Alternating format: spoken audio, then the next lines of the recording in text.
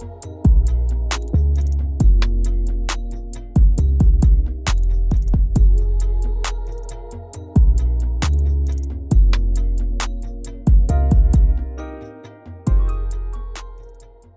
going on, everyone? I'm John from 16 Views, and I was just looking around my studio, trying to figure out what video I should do next.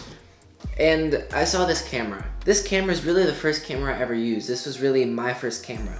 It came out in spring of 2004, which means it's really only about 6 months younger than me, which is kind of crazy to think about. I remember going around the neighborhood I used to live in when I was like 5 or 6 and just taking pictures of like plants and random stuff like that. And then I printed them out and I hung them in my front yard off string and kind of like a photo gallery thing. And then I sold the pictures for like $5.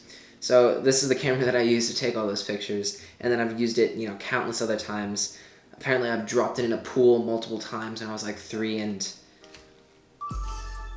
it still works. So that's kind of crazy. So this camera is a whopping 5 megapixels and has a 3x optical zoom with the Zeiss made lens, which should mean it's pretty good quality. And check this out. It's actually powered by 2 AA batteries, so no removable battery that you gotta charge and plug into the wall. You can just swap them out whenever you want, which is kind of nice because, you don't have to worry about charging time of batteries. You just take them out and replace them. But then also it's pretty wasteful, pretty bad for the environment. So in the end, I am happy they moved away from non-reusable batteries, but it's kind of cool. And look at this. This is the SD card for this thing. And it's 512 megabytes. It's half a gigabyte. It's so weird looking. It's like long and rectangular. It's wonky. This right here is 64 gigabytes. Look at the size difference between these two. Look at the size difference. It's crazy. This micro SD card is something that's like 1/8 the size, has 126 times more storage.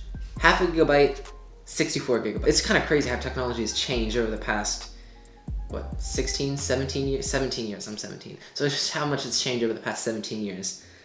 So crazy. So I'm just gonna go outside in my backyard and just mess around, take some pictures and see what it looks like, if it's at all usable, and then I'm gonna come back in and edit them and see if I can actually make the pictures look good. So let's go outside.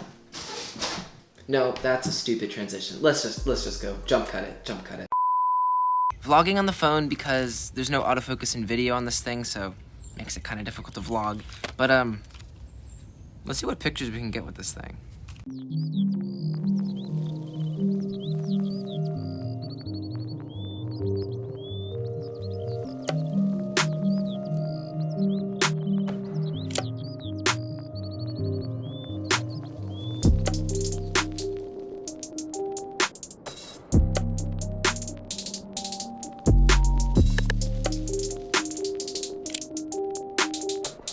Tu voyais que de la merde.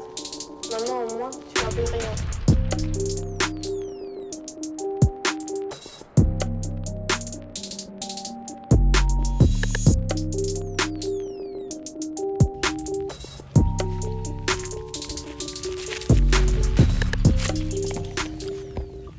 I was gonna try to get some B-roll, with this camera, but then I realized that everything is dead because it's winter. So all the B-roll kind of sucks.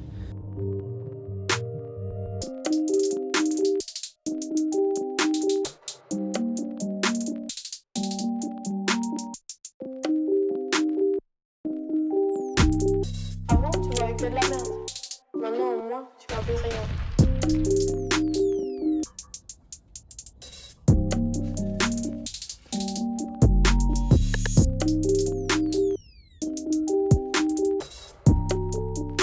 So I've gotten some shots. None of them are too great, but I think that's just because there's not a whole lot of good shooting spots in a backyard, and everything's kind of dead.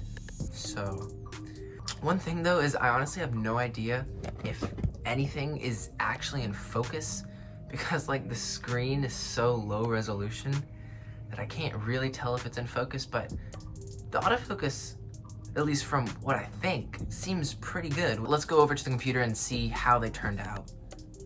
So I'm looking at the photos that I took. I put them in Lightroom, and They're not bad. They're not crazy sharp, which makes sense. It's only a 5 megapixel sensor. And also, there's like no detail in these photos, like whatsoever. Like if I take this photo and I want to bring back some of these highlights, I can't.